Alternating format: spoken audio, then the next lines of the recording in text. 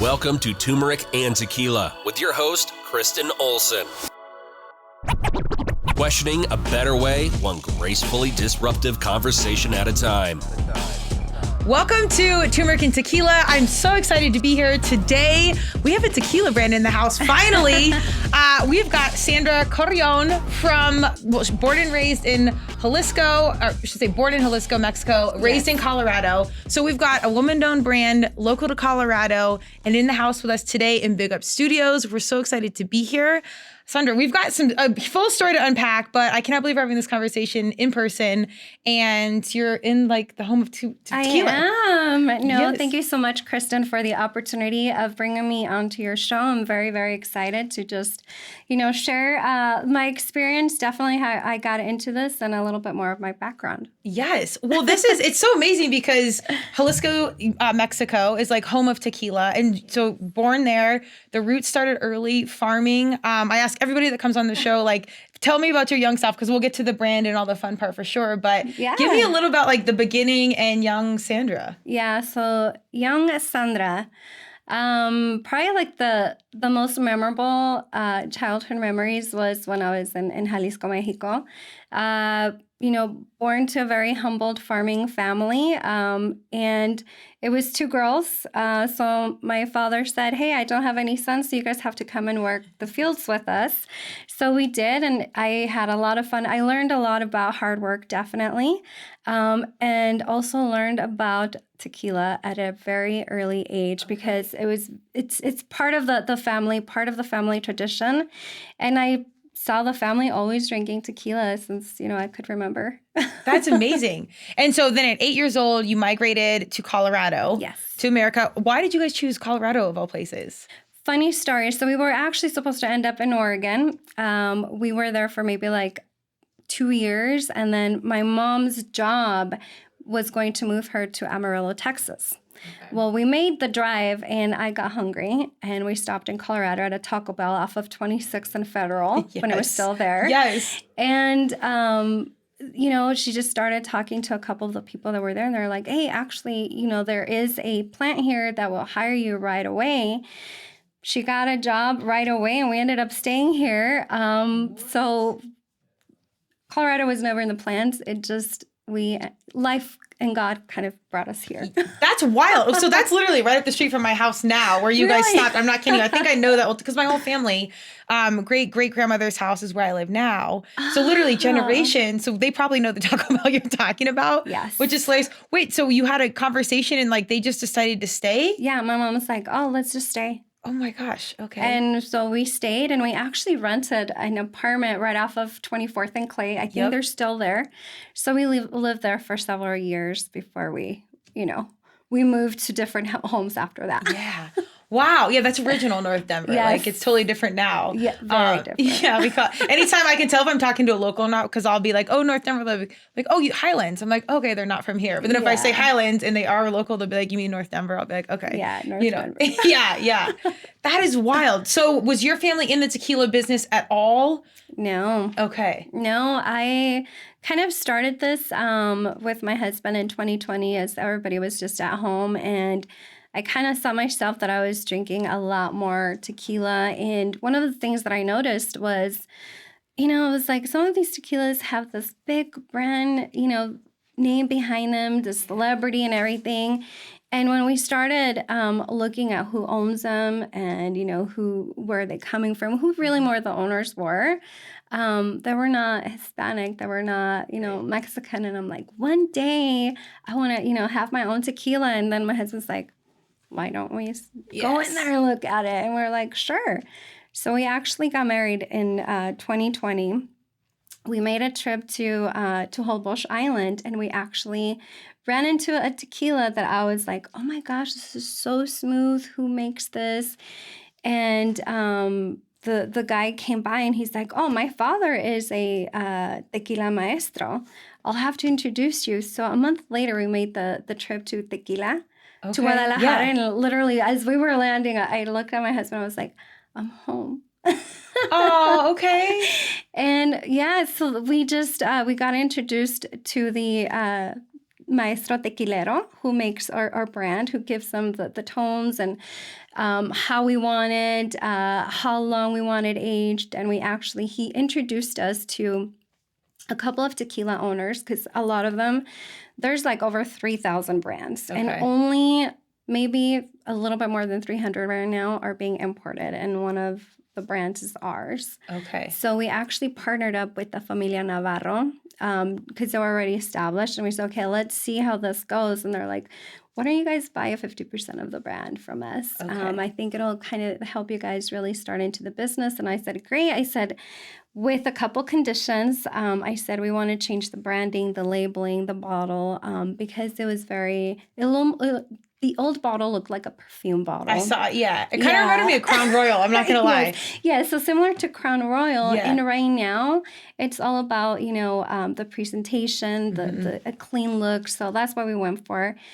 That was probably one of the things that took a little bit longer because at that time in 2020 and 2021, it was hard to find bottles, the corks, labeling. And then we had to go through the CRT for the new process, make sure that they approved the labeling before we could actually get it off the ground. So this is wild. So there's so many questions that we're going to continue in this, but a lot of my listeners are entrepreneurs, people doing things outside of the box, of course. And the hardest step is where we have a lot of these good ideas, lots of creatives that come on the show and in the audience, but getting from idea to like the first step one is, I think, the hardest step of all. Yes. When you were like, okay, you and your husband, I want to do this tequila brand. What was like the first thing you did to like start this process? I think the first thing I did was I needed to get a little bit more informed on how do I import it? What are the licenses that I need to have? What's the difference between a distributor license and a wholesaler if I want to be my own importing company? So I went through a lot of reading. Okay. Like just like Googling it and YouTube? Yeah, or like just what was... Googling. I was going on the TTB website, reading a ton of articles. I actually made a couple phone calls with nobody returning my call. Yep. I did get a hold of an amazing person here in Colorado who kind of actually walked me through what licenses I should have gone through with the Colorado Revenue Department. And she was amazing. And I still, I'm very, very thankful for her because I think she kind of said, if you're going to be doing this, this is the license, right? Or else I wouldn't have been able to. How'd you find her? I actually sent an email to Colorado Revenue Online. I was hoping you were going to say the Taco Bell and Federal. So I should have. Yeah, seriously. But yeah, since at that time, like the offices were still very much closed and everything, she did, reach out to me right away. I think it maybe took 5 days. Then I got an email back from her. And still now, if I have any questions or anything about the renewal, about changing my address, anything like that, she's always been there. That's so awesome. Yeah. Okay. Do you hook her up with tequila? I do. I hope so. I hope she's like, I have faith in this one. Yeah, I know. She was like, I want to just help, women entrepreneurs. So that was very nice of her. There are so many good people out there. And sometimes when people have been through it, they don't get a lot of help. So then they don't want to help people. But on the flip side, there are people that are like, God, I've gone through this journey and it was so hard and there's so much I didn't know. Like I would hope. That's kind of what this podcast is actually. It's here's all my failures and like my humans that, questioned a better way. And here's all the mistakes. So like here's if any little piece of this streamlines your process. Yeah. That's amazing. I also do think you need some of the hard parts just so you learn it and you understand and when you bleed it and you like connect to it because it's so much hard work. It just when it does get successful, it's a totally different situation. I definitely probably the biggest I don't want to say failure, but definitely the biggest learning was that there are going to be a lot of brands as an importing company.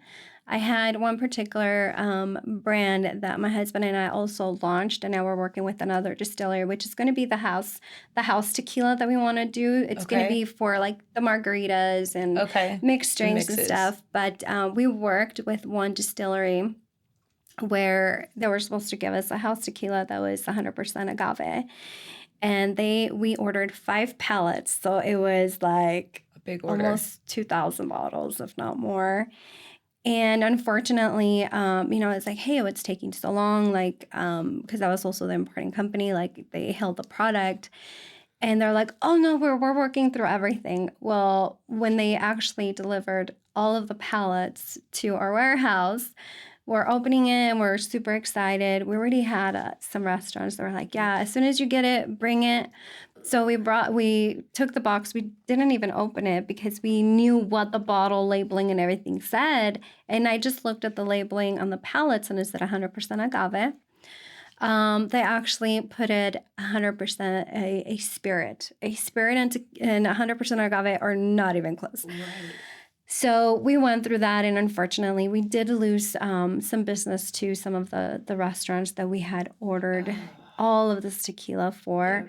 And we went through legal, we went through everything, and they were just like, no, they're like, if you get it tested, it's a tequila. And I did have it tested, but at that time, that thought in our customer's mind was, it's a spirit, it's not 100% agave. So that definitely hurt us, and that was probably like, I mean, we lost quite a bit of money. So what'd you do with all the product? So we actually, thankfully, we had a couple smaller restaurants that, I showed them the paper. I'm like, look, it is 100% agave.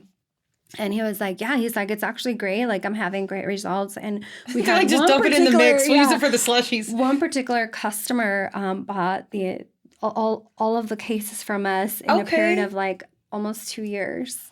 That's amazing. Yeah. Okay. Yeah. And like we came back to him with this other new tequila. And he's like, I'll continue being a customer. So thankfully, there are people out there that do believe in you, that are there to make it a win-win for both. So. Oh man, that's so hard. Well, the thing is, anytime you're in your own business, it's you're the front of it, and you kind of understand why, like the Oprahs or the strong women of the world get some of this rap of like, she's a bitch or she's so difficult, whatever. But the thing is, you don't understand is like everything else, if something goes wrong, it's the head person's fault. Like you carry all the weight. So like in this, like it wasn't your fault, but then you're the one with the relationship. And now you can't even redo those relationships because you can't be like, it wasn't my fault. It was someone else. It's like you either deliver or you don't. And you can't. And it wasn't even on you. So it's really hard. It was very hard, especially because you were building and you have that trust that this distillery is going to send you the product of the sample bottles that they sent you. Yeah. And then, you get all of these, 5 pallets and you're like, oh no, it's not what I was expecting. So and especially in the beginning when like the piece of the budget, like every piece matters so much that it's hard to then like make another move because you've got cash wrapped up into like this thing that now you can't do anything with. Exactly. That's wild. So, yeah. So and are most distilleries local to Colorado? Like, I'm not most distilleries in general, but like everything you guys do is here? No. So we get everything bottled, produced, everything in Mexico. Oh, okay. And then we just import it. So because they have the nónima de origen, it has to be produced and bottled in tequila in order for it to be called tequila. I don't know why I was thinking for some reason they brought it like as a liquid form and then bottled it here. I don't know why I thought that. No. But no, it's got to be packaged. Everything's over there. Okay. Or you can bring it in as long as you have the CRT. So every tequila has a CRT code. Okay. What's CRT stand for? It stands for Consulado Regulador del Tequila. I was going to guess that. Okay.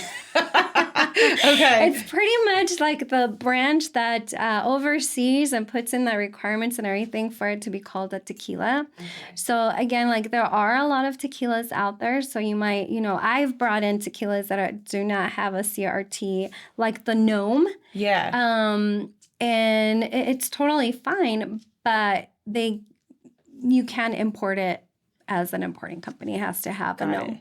Okay. But Carreon Enterprises are based in Colorado. Yes, we are. Okay. And how many brands do you guys have now? So right now we have our own, which is Tequila Navarro. I am working with also another local entrepreneur, Cesar Beltran, who has his mezcal, Mia Costa. It's actually, when we tried, I was like, wow.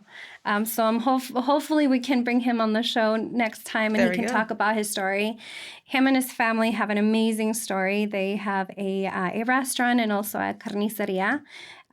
So funny story is I used to live in North Denver, like way north in Thornton.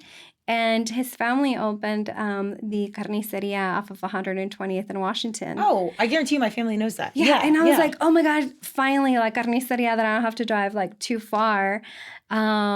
And come to find out, like we just have a lot of friends in common, and Cesar reached out to me by another friend that we had in common, just to help him import his mezcal. So right now we're in the process of finalizing the approval for the labels, which we should probably be getting this coming up week. And then hopefully our goal is to get his mezcal here in Colorado, definitely for the summer. I love it. Yeah. This is wild. So even launching one brand is hard. Yes. And it's a whole process. And before we got on the air, if you listen to TNT, shout out to Ashley Blankenship of Red Rocks Vodka. They're local owned, woman owned, minority owned, in our backyard. And she talked about her and her husband, like they're literally going into bars. Like before you get the relationships with the big distributors, you go out and like hustle this yourself. Hustle. Like you learn it all. Like Yes. Where are you guys in that process? We are doing the same thing. We're going and talking to different restaurant owners. We're doing sampling. And the great thing is that we've put our tequila into different USA ratings. Okay. And we do have a gold medal for tequila. So that definitely helps, because that's something that a lot of the distributors do ask, do you have any medals that you've won? And actually, or Reserva Especial and our Blanco, funny story, I sent it to Wine Enthusiast, although they're wine, but they actually do rate a lot of distilleries. They actually named us top tequila for November 2023. Hey. And we made the top 100 list of distilleries for 2023. Okay. And then we made gold medal for our Reserva Especial Añejo. Wow. Yeah. This is wild. How did you know how to even seek out some of the, because again, those titles, I feel like it's like farm animals where it's like, it's bred by this and it's got this award at this show. And like, they need a LinkedIn resume and it's, tequila or an animal. Like, I don't understand. Yes. How'd you know how to even seek out some of these awards and ethos? Yeah, I think as I was going and reaching out to this big, distribution companies, they're like, well, what medals do you have? And I'm like, shoot, I should probably really start learning and educating myself on what are some of the ones that are not that expensive, that will give us the publicity and the branding behind it. And I just literally made a list of like 25, and I'm like, well, I'm certainly not paying $10,000, but I can pay $500 or I can pay, $1,500. And that's what I kind of narrowed the list down. We are going to be doing additional submissions for, some medals for 2024, because you got to keep the brand going and you have to have a medal at least, for several consecutive years. So this year we're going to be doing that. I love it. Well, discoverability for any entrepreneur, for this podcast, for everything, social media is such an awesome thing because it makes humans out there, genuinely interested people, where they're accessible to brands and things that they want to know about. Yes. There's still a barrier though to get from A to B and to connect with those people. Like it's still really, really hard to manage that discoverability. Mm-hmm. Is there anything you guys have done that's been really cool out of the box besides the medals that where you're like, this has really worked, or we did this, it was creative? Just because a lot of entrepreneurs, you don't have a lot of budget, you don't have a lot of time, but you need all the discovery to happen. I think it's really through being able to connect and building those relationships with the local community. We have been very, very blessed that we have come across a lot of community members that are very well known. They're like, I want to feature you in Univision. I want to feature your story in 9 News and like you, right? And that's where it's a win-win. And I couldn't do it without my community, to be honest, and to the people that I know. I mean, we talk about mental health and community and on Turmeric Tequila, because so much of that, it does take a village. Yes. But I also think it's like a real intentional energy of just gratitude and walking through life. And and this will perfectly lead to my next question. I mean, like, seriously, it's like the Taco Bell conversation on Federal, like changes everything. Did you grow up like really religious or spiritual, or like, what was like the initial conversations around like just taking on the world and dealing with other people? Yeah. I think probably from an early age, yes, I grew up, Catholic, but I think I went more of the more spiritual side, always believing definitely in God. But I think more than anything from an early age, I mean, I became a mom at 17, that it was like, you can't really sit down and wait for things to happen. You really had to go out there and just hustle. Yeah. And being a single mom on my own, completely renting my first apartment at 17, I was like, well, it's us against the world, and I don't have time to be complacent. So I just hustled, put myself through school, and thankfully everything worked out. And, I've been in the tech industry also pretty much since I was in my early 20s until now. But now I'm in the tequila business as well. I was going to say that, if you have your child at 17 and you graduated and then got your master's from DU. Yeah. And then your second master's so I have my bachelor's from University of Denver. Okay. And then I have a dual master's. So I do have a master's from Regis University and a master's from Universidad de Guadalajara, which was, I had no life for 2 years, but I think it was a challenge that I wanted to do for myself. And also at that time, my son was going to start high school. So I was like, let's see who gets the better GPA. I like it. I won. He still owes me he'll be listening, I'm sure. But yeah, it was, and I think I also wanted to do it because it was from Guadalajara. And I felt like I was also losing a lot of my Spanish. Mm-hmm. And I speak a lot of Spanish, and sometimes now I'm losing some of my English.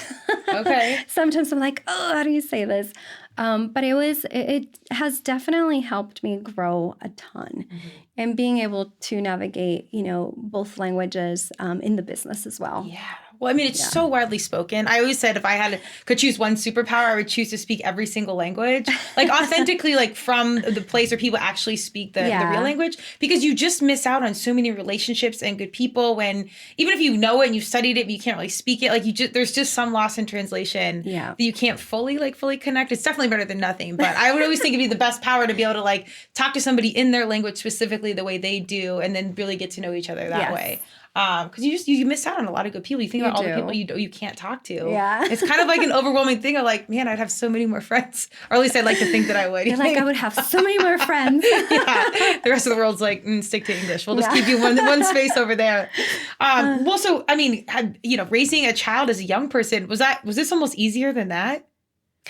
Yeah, I think I was a little bit more scared when I had my son than launching this because, it's when you have a son, it's another little person that's 100% dependent on you. Mm-hmm. And this, I was like, what, I'm going to take the risk. I was like, I'm going to do this. And with the child, you're like, oh my gosh, there's no manual. Yes, you can do a lot of research, but there's not a step 1 through 10. Yeah. Does he do your social media or anything? No. The young people stuff? Okay. No, my husband does. He's actually more, he loves doing some of the videos and stuff. Okay. I'm more of the strategy, the building relationships, where do we go now? But he loves doing the whole social media, and he's done a good job at it. So that's great. We do a lot of marketing branding, obviously. And when people are we don't have a lot of budget to do this, I'm just get a young person, an intern, and have them help you because they've grown up with it. They're so savvy. They know the tricks of the trade and, what's cool, what's not. Yeah. So, my grandson did teach. There you go. Yeah, he did teach my husband on how to edit the videos and what are some of the applications and stuff. And I'm like, he's the one that downloaded my TikTok, and he does manage my TikTok because I do not. I love it. That's, again, things where we can blend the generations, whatever it is. Yes. I'm here for it. They grew up with it, so. Yeah. Well, so tell us, what is different about, and do you say Hacienda Navarro, or you just say Navarro Tequila? Did we just say Navarro? So it is registered with the CRT as Tequila Hacienda Navarro. Okay. And when we decided to, purchase the brand, we said, let's just focus on the Navarro. It's a little bit easier to remember. Plus, I don't know if you've seen that show. I think it's called Oscar. Oh, I'll have to send you the name. Okay. But it's about the whole Mexican mafia and everything, and they're the Navarro family. Oh, no way. Yes. Wait, this is not the one with Sofia Vergara. Is it Sofia Vergara? No, that's Griselda. Griselda, yes. Oh my gosh. Okay. Ozark is the name of the program. So Ozark. Yes. Oh yeah. Oh, I have not watched it, but I know you're talking about it. So if you watch it, if people out there have watched Ozark, you'll know it's the Familia Navarro. They're, the cartel. Okay. And they're the Navarro family. So hopefully that it's easy for people to remember now. That's interesting. Okay. And there's no tie, because North Denver back in the day was Italian and Hispanic. My grandmother was Italian. So the roots, those are the two roots of all of North Denver. And we could do a whole podcast on that, Yes. but they're still around. But anyways, okay, that's wild. So what makes you guys different from other tequilas? Yeah, I think what makes us different is that we actually do take the time to go to the distillery. We do work with our maestro tequilero, and we did work with him to give it the tones and the level of alcohol that we wanted. One of the things that we were talking earlier as a woman, I wanted a tequila that was really more for women that can actually drink it neat without the extra calories. God knows, I don't want the extra calories. Yeah. And also to be able to wake up the next day and you're like, oh, I'm not hungover. I can actually function. So that was the goal. And we spent a lot of time with him and with the distillery as well on looking at the plants. So usually when we are going to get the plants, we're like, can you send us a picture? Where are they coming from? Because in order for you to use the plants at certain distilleries to have a tequila that's going to be imported, each plant comes with the certificate. Wow. Oh my gosh. So they have to be certified. We get the certificates because that's how the CRT actually gives us our certificates. So there is this other big process that I also did not know was, in order for you to have your brand and have it certified, the plants need to be legit and it has to have the standards that the CRT Wow. does. In Turmeric and Tequila, like 98, we had a tequila specialist come on and explain different things. Yeah. And I remember intricate process. You can only get so much in an hour, but I Yes. didn't know more like the business side, actually like getting it from the distillery to, wherever it's going to be distributed like that. It's wild how intricate Yes. each piece is. Yeah. I can tell you that before we can bottle, they actually send, it's almost like a supervisor from the CRT Okay. goes and picks up each of your tequilas. They take it back to their laboratory to, number one, make sure it doesn't have any additives, to make sure that it is 100% agave. Like they check for everything. And that's why we're also required to have an FDA certificate. Okay. I didn't know that entire process until one day we were at the distillery and I was like, who's that guy over there? They're like, oh, that's from the CRT. They're coming to get samples of the tequila that before we can bottle. Once we get the thumbs up, the bottling process starts. Okay. All right, so we got to do a hot take here because I started, like you were saying, I started drinking tequila, longtime fitness human, and I was like, I loved whiskey and I like gin because it's also plant-based. Yes. But there's just stuff where I'm like, well, how can I drink some and then, not lose any fitness gains? I was competing at the time, so like it all mattered. It all added up. And that's where like turmeric and tequila is so real. I was like, well, yeah, we'll do all the health fitness while eating, but like I still want to have fun and still have a life. And I got into tequila. I'm like, this is great. It's plant-based. You don't feel hungover. Like I really grew to enjoy the taste and the different flavors. But then as I saw like these celebrity brands pop off, I'm like, it's not all of them are considered tequilas. No. And there's blends. Like, do you have any hot takes on any of this?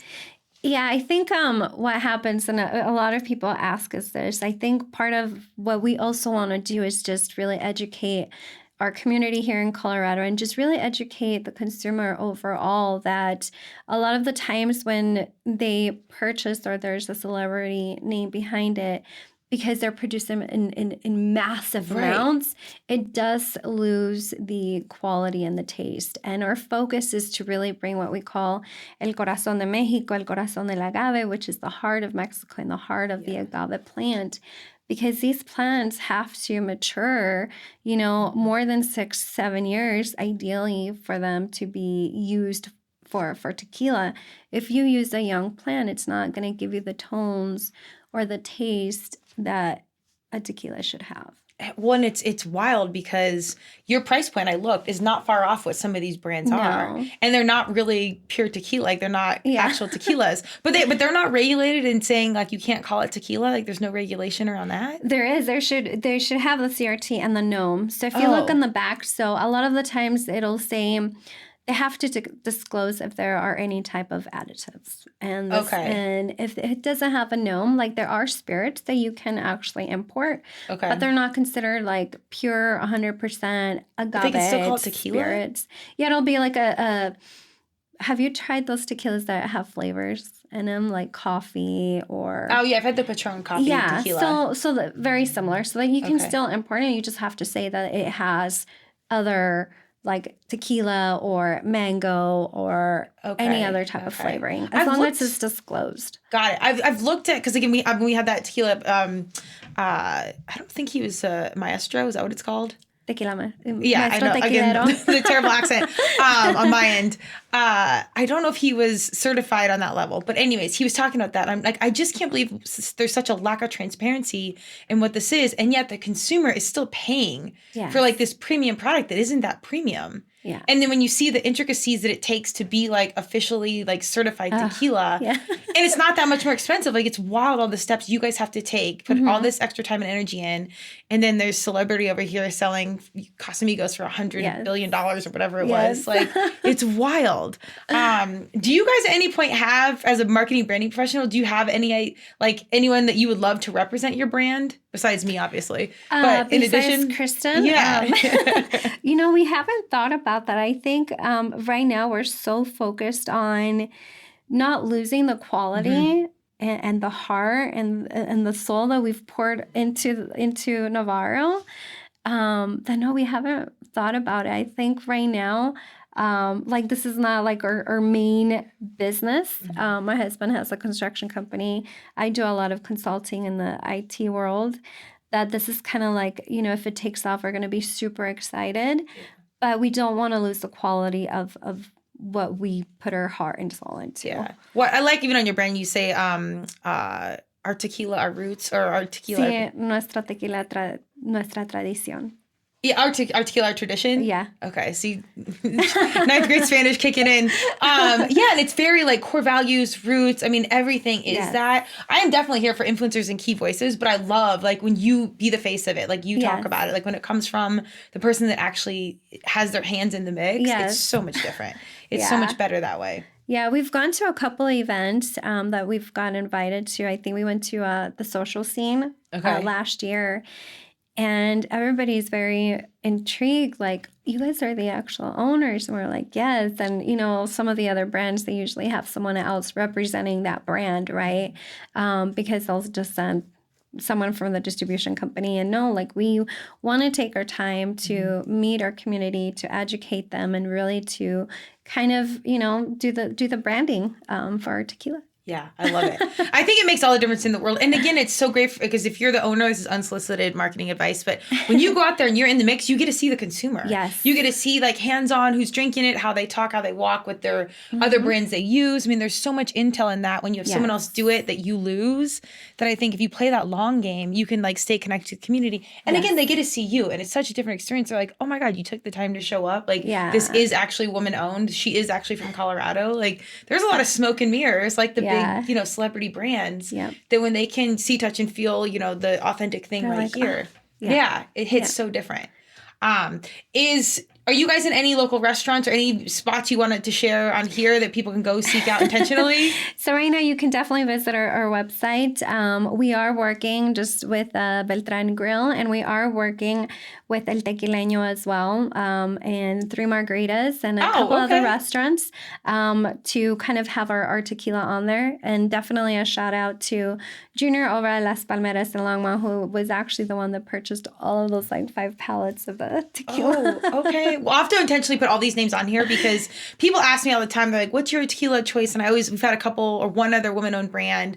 And I'm like, I don't ever say one brand. I just say like, when I go to a restaurant, I try and get something that's either local, which is few and far between, or never, or a small batch, like, or something that's not a big company. I try and stay away from the Patrons and Casamigos, and no shade to them, but I do like Don Julio. Yeah, but it's like the small, well, I'm again, Colorado female entrepreneur. I know it's always hard and the discoverability is hard.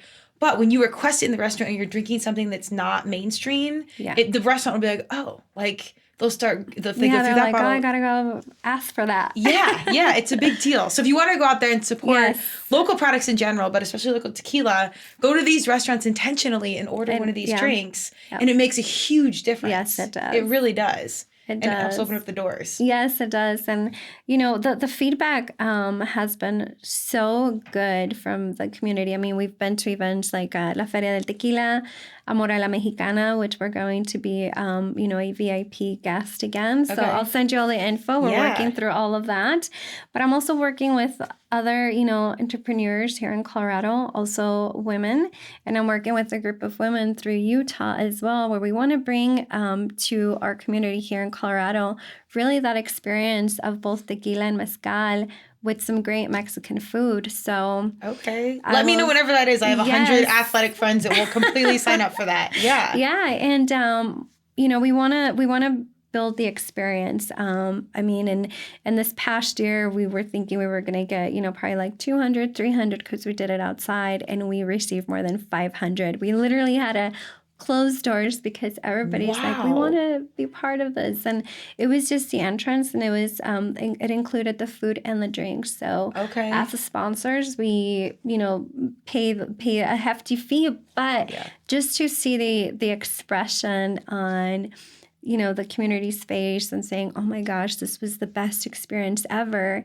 And we actually worked with the Consulado de Mexico, who helped for Amor a la Mexicana bring in mezcales and tequilas that nobody knows. And I'm working with a couple of those as well because, again, my purpose really is to make it a win-win and also help those small entrepreneurs from Oaxaca and from Jalisco to bring their brand as well. Like, yes, I want my brand to be recognized, but I also want to help others to bring their product here. Oh my God. So I'm just thinking out loud right now, and we're live-ish. Let me know what it is, and maybe we'll go live and I'll do like 5-minute interviews of each brand, so they not only they can get exposure, but also they'll have some assets that they can take with them to promote. Or I would love to do that. Yes. We'll put it into universe because I love that.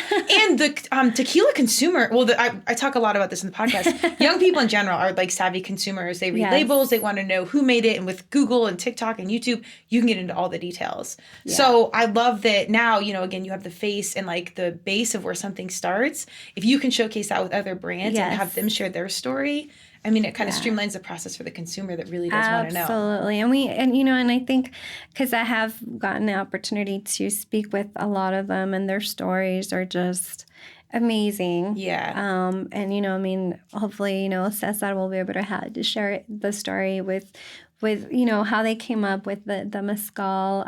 I know it, but I think, you know, he'll be able to share it with a lot more heart. I love it. And the story behind his family, because his parents are amazing. They're also, you know, migrated from Mexico, from Chihuahua to here, so... That is so wild. Colorado of all places. You know, I mean, I'm here for it. Like that's, I mean, my mom's whole family is from here. Dad's family, Minnesota, because they came straight from Sweden. And then California. And then my dad was a big John Denver fan. He wanted the Rocky Mountain High. That's a true story. And so we ended up in Colorado, and obviously my parents, and you know, the rest was tequila history. What got you here, John Denver? Yeah, no, that is the absolute truth. I'm like, oh my God, this is that legend. Yeah.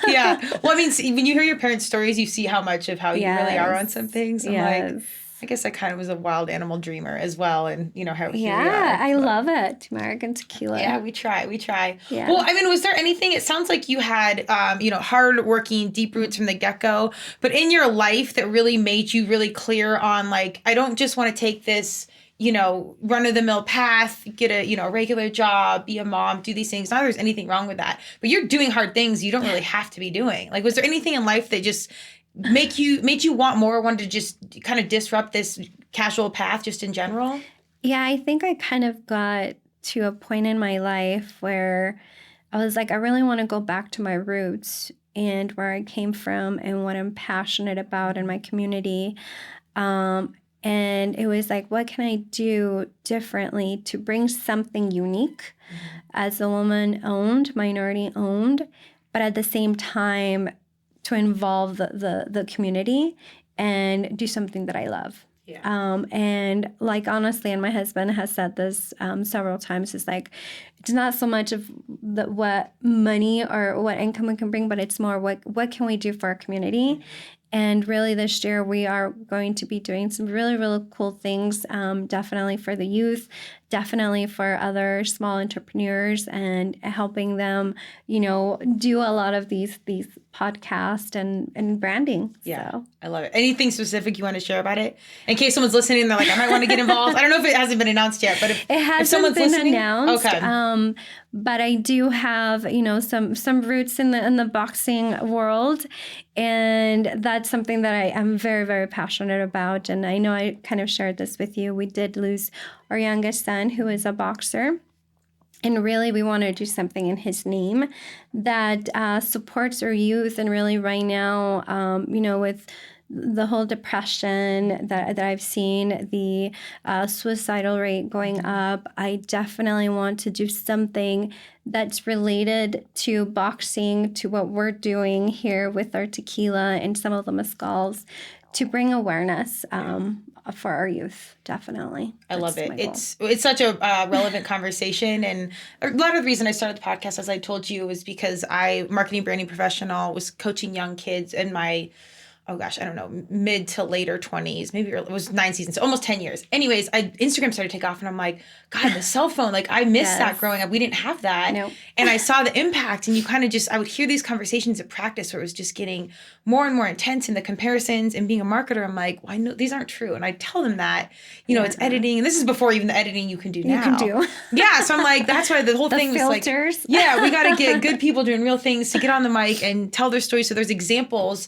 of real people doing real things. And I'm here for social media, but there's a lot of gray area.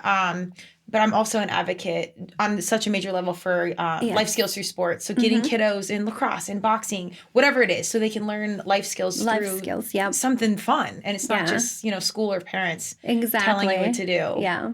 So I love coaching, our youth from, 5-year-olds all the way till like they're almost 18. And I love it. It makes me feel like I'm able to not only just share my story and not just motivate them, but also build the discipline. And that's one thing that I always tell, the kids that I've worked with is, yes, I'm going to motivate you. You have to kind of have the will. I'll show you the skills, but really it's helping them build that discipline of getting up in the morning on their own to do their run, to do their drills, right? If you're not coming into the boxing gym because we're closed, what are some of the things that you can be doing outside? So it's just those life skills and really discipline. Absolutely. And God, man, we need that so early. I don't know if I would have listened to my parents, probably not, or my teachers, but I had my coaches and I really did. Yeah. I do like to hit all the angles because we do have a lot of parents that listen in, or coaches. And I want to just touch on, a child losing a parent is such a massive thing, and grief goes right along with depression. Yes. And this is kind of a heavy question, but do you have any advice for someone that lives with grief on the regular that can help them, or advise, or any sort of advice you can put along outside because you're in it? Yeah, I think one of the things that we've learned is to be gentle to ourselves, to allow ourselves to feel that grief, but to not get stuck there. Yeah. I think that's probably like the biggest thing. And there were, months where we did not want to get out of bed. We did not want to leave the house.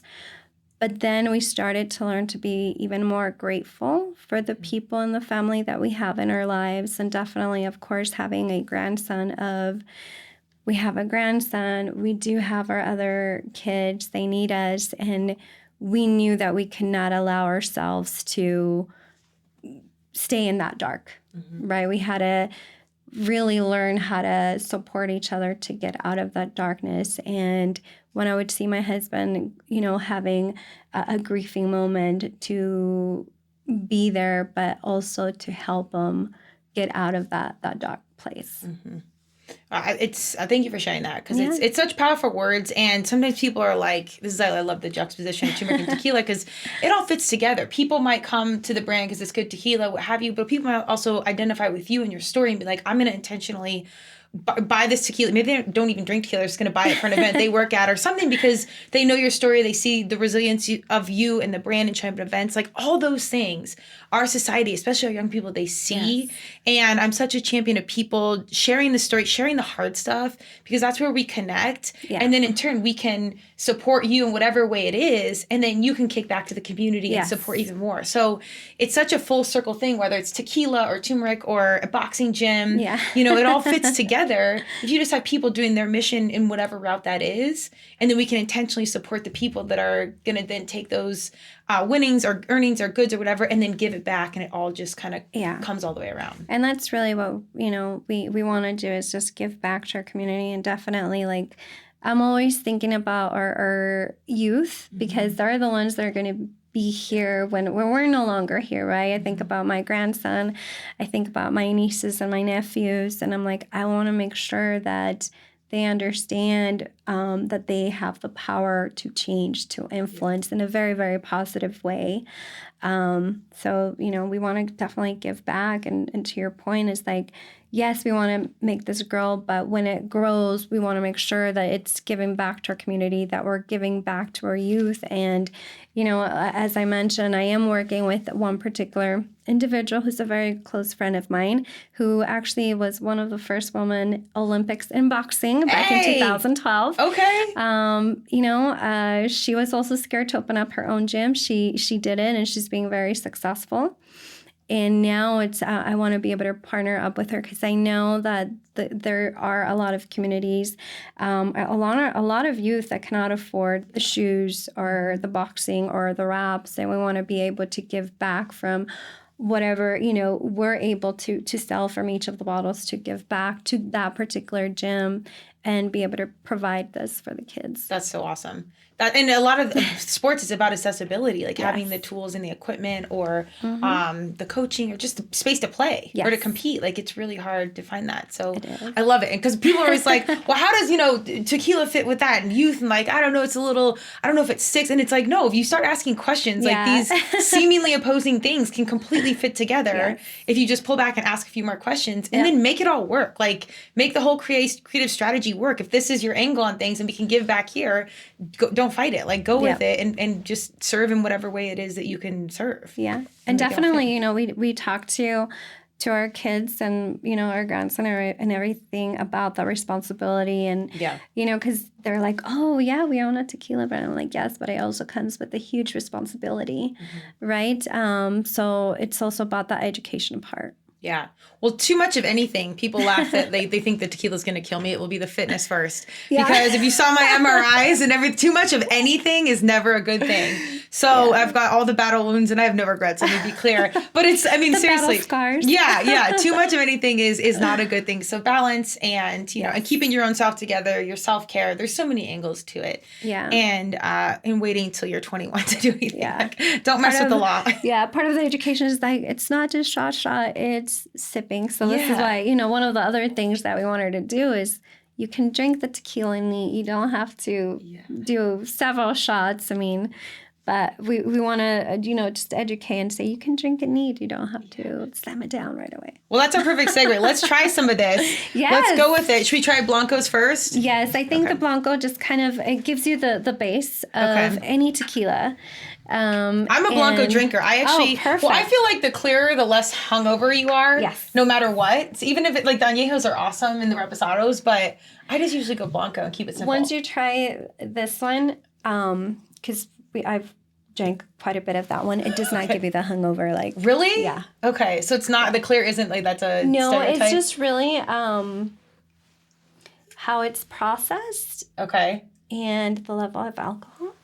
Can you tell us more about that? Yeah. So for this one, we actually cheers. Okay. I'll sip it because you're making me. No. Yeah. So these are actually... Wow.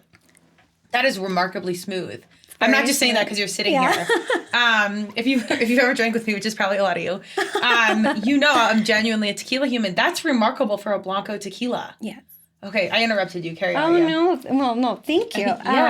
So we do age our añejo for 18 months, no less.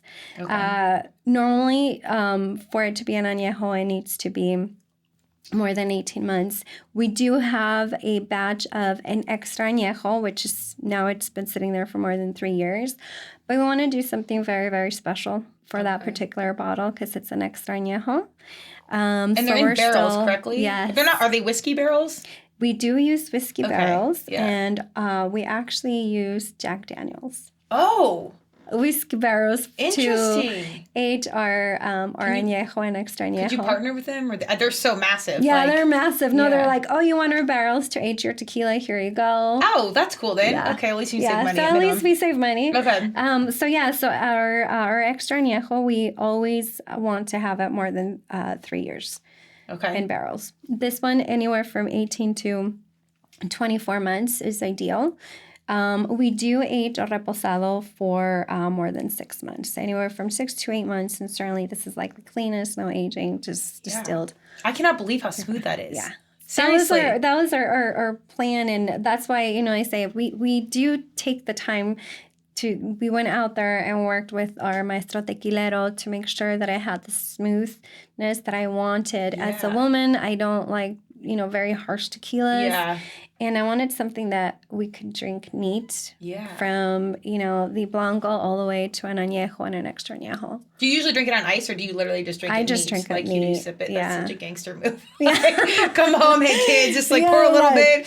My husband's like, what do you have there, huh? And I'm like vitamin T, obviously. Yes, yeah. And literally, we've had people and we'll sit at the table and we'll drink an entire bottle and everybody's like, I woke up totally fine the next day. Yeah, yeah. And I'm like, oh, good. Yeah, my mom and I have tequila Sundays, and they're few and far between now, but because she has swim school in Littleton, so they have Mondays off. Anyways, we'd sip tequilas, and I'd be like, God, we kind of drink we drink a lot of it. But it's also a different kind of buzz. It's a different thing, and then you're fine 3 hours later. It really does. It's like the cleanest burn ever. Ever. Yeah. And is that because it's plant-based or Yeah, because it's plant-based and it doesn't have any additives, any sugars or anything like that. Once you start, doing mixes or anything like that, and I always tell people, I'm like, if you're going to use our tequila to, do a margarita or something like that, do not use the sweet and sour. Do not, nothing. I was like, please use fresh squeezed lemon juice. Just any citrus that's I usually have grapefruits. 100% natural. Yeah, squeeze it in there and it's awesome. And we actually have just started playing around with to kind of have our own cocktails with our tequila. Okay. We have an amazing Navarro Old Fashioned for this one. And we do have a Navarro Cielo Azul for our Blanco. Okay. And we're going to be trying it with at a Beltran's Grill. Oh, cool. So they're going to be, Their bartender's going to be making them. And if they like them, they're going to start featuring those at the restaurant. That's amazing. Yeah. And so most of this is just connection, stuff that's coming in. Yeah. That's and really, awesome. I think it's just building that trust and building that partnership that I'm here to also support them in their business. Mm-hmm. And it's a win-win. Mutually beneficial relationships. Yes, that's what it is. Exactly. Do you want to taste this one too? Yeah, let's do it. Okay. That's wild how, you can get your degree, you can do all these intentional things down the road, but really it is showing up, being intentional about supporting things around you, and it's wild what stuff can come in the right way. I mean, the 9 News feature, I had a friend, shout out to Jackie, screenshot, I think you on or their post, or maybe it was on the news. Maybe she took a picture of the screen. She's like, you got to reach out to this woman. She's in Colorado. It's a tequila brand. And I'm like, okay. I'll DM, but sometimes people just don't message back. And sure enough, you did. I did. So I was like, oh my gosh, this is amazing. And then I was looking at your podcast. I was like, oh. Yeah. Several months later, here we are. Yeah. Salud. I always have to hit it's my mom and I's thing. We all do that. We're like, table. Oh, that's good. That's a different flavor profile for sure. It's a reposado. Yeah. Reposados are interesting, though, because sometimes they're more, not whiskey tasting, but I almost taste a little bit of cinnamon-ish. Mm-hmm. Is that right? I'm by no means a foodie or anything. I just love tequila. So I'm gonna leave you our what we call technical specs for tequila. Good. Okay, so now I can sound smart with this. So, okay. So it'll give you,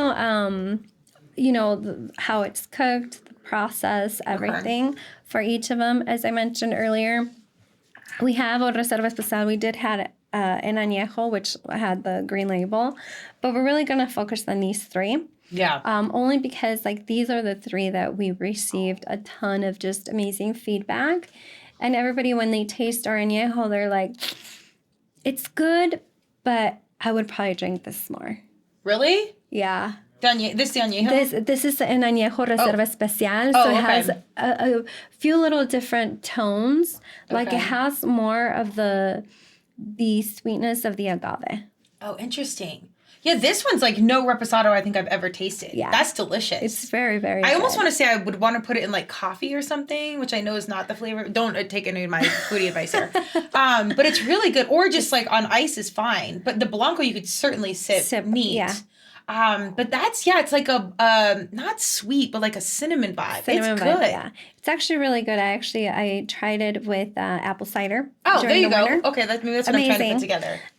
So this one, I'm a cigar smoker, thanks to my husband. Okay. You have all these like gangster moves in your back pocket. I love it. Yes. And that's probably like another venture that we're going to be looking at. We went through several states of Mexico, and yes, everybody's like, oh, the Cuban cigars and everything. But let me tell you, like, Mexico has some really good cigars. Okay. And hopefully next time I go, because usually when I bring cigars back, my husband smokes them all. You got to hide them.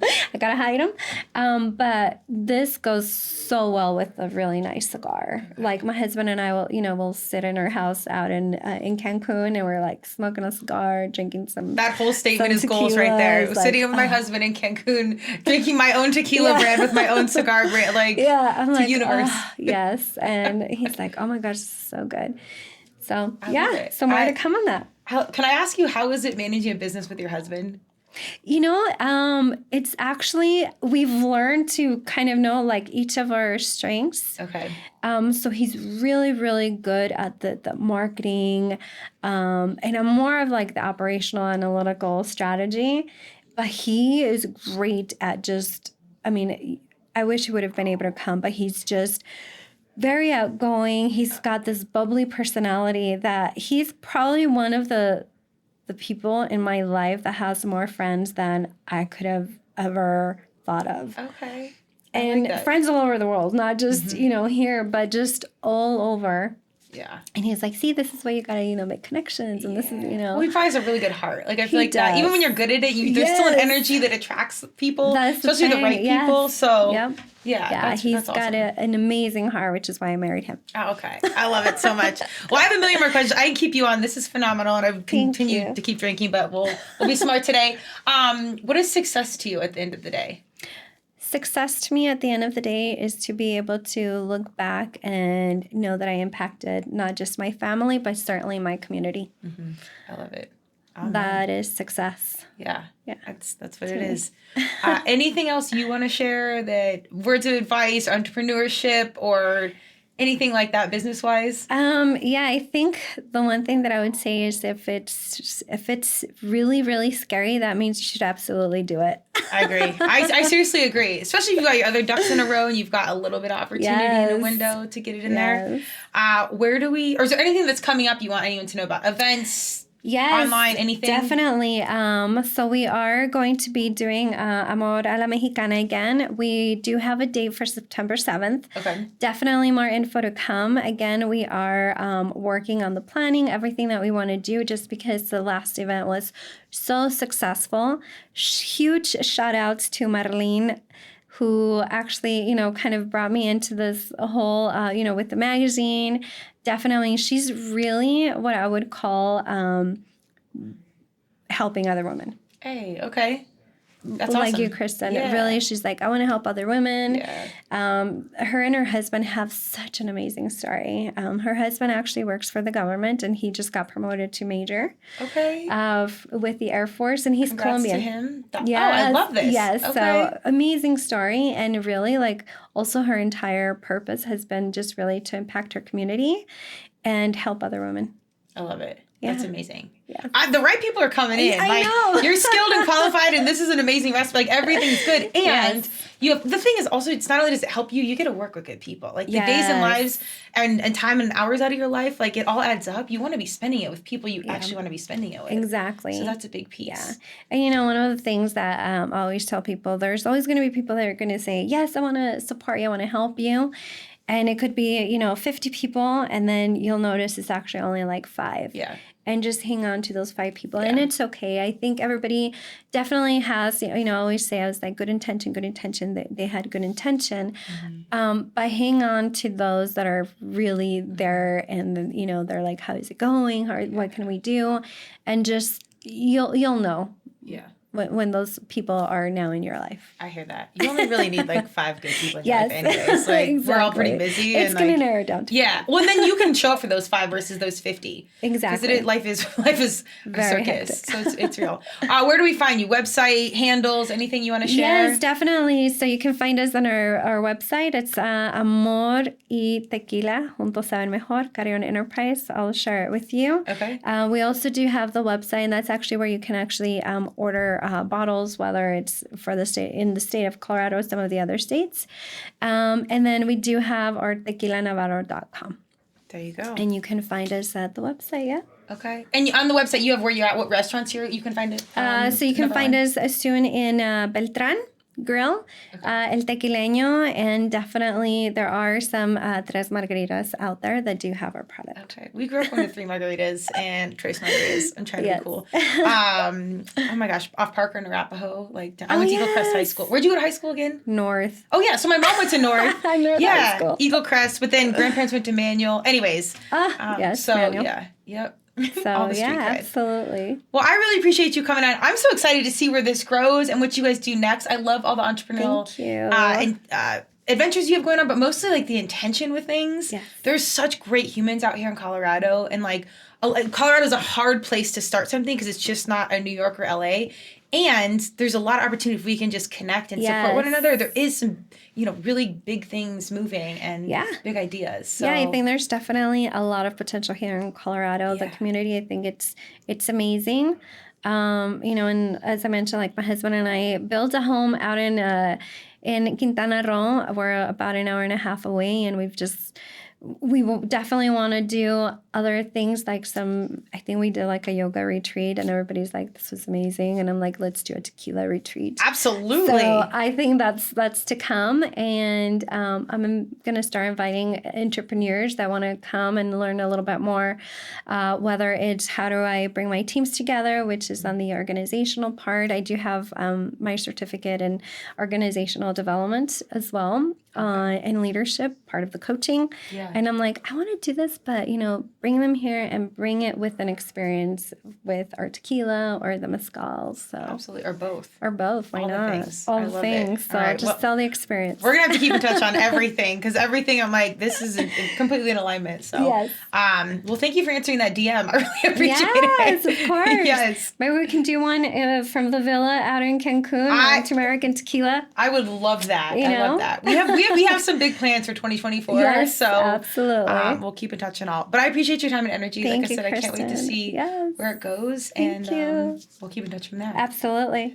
Thank you for joining us today. Be sure to check out all the incredible things they have going on, from the events to the restaurants. Be sure to like and subscribe wherever you listen to your podcasts. Look for us on YouTube. All of these videos will be up and on there. We've got the video and the audio. So go check that out. And then we'll see you next week. Cheers.